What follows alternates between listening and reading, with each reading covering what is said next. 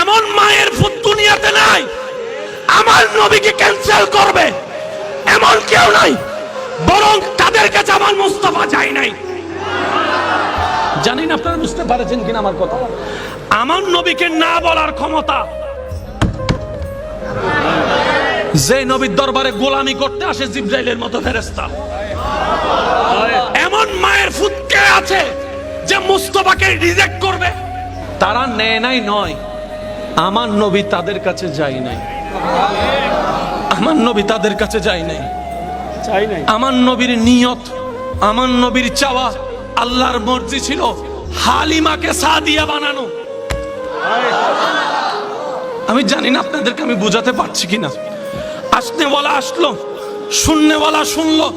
বড় বংশ ঠিক আছে, কুরাইশ বংশ, কোনো সন্দেহ নাই। কিন্তু যখন শুনে বাবা নাই, অনেক মেয়ের আজকাল বিয়ে হয় না বাপ না থাকার কারণে, বাপ না থাকার কারণে বিয়ে হয় না। আপনার সমাজ আপনি দেখলে বুঝতে পারবেন। নিব না কেন? ওই বাচ্চার বাপ নাই, ইনকাম আমাদের ভালো হবে না। যার বাবও আছে, টাকাও আছে, তাকে যদি নিয়ে বেতনও পাবো, পুরস্কারও পাবো। তারা তো বুঝতে পারে না কি হারাই ফেলতেছে। সবাই ঘুরে ঘুরে চলে যাচ্ছে। হালিমা বাকি ছিল। হালিমা গেলেন। হালিমা বলে যে কাউকে সবাই যেটা বলে পাই নাই, ও ছাড়া তার উপায় নাই, নিলাম। এবার হালিমা যখন সর্বপ্রথম কামলিওয়ালা মদিনাওয়ালা রহমতুল্লিল আলামিন নবীর চেহারা মোবারকের দিকে নজর পড়ে, হালিমার দিকে তাকায়া আপনার আমার নবী একটা মুস্কি হাসি দেয়, একটা মুস্কি হাসি দেয়, যে মুস্কি হাসি যেন প্রমাণ করে ও মা আমি তো তোমার অপেক্ষায় বসে আছি, আমি তো তোমার অপেক্ষায় বসে আছি।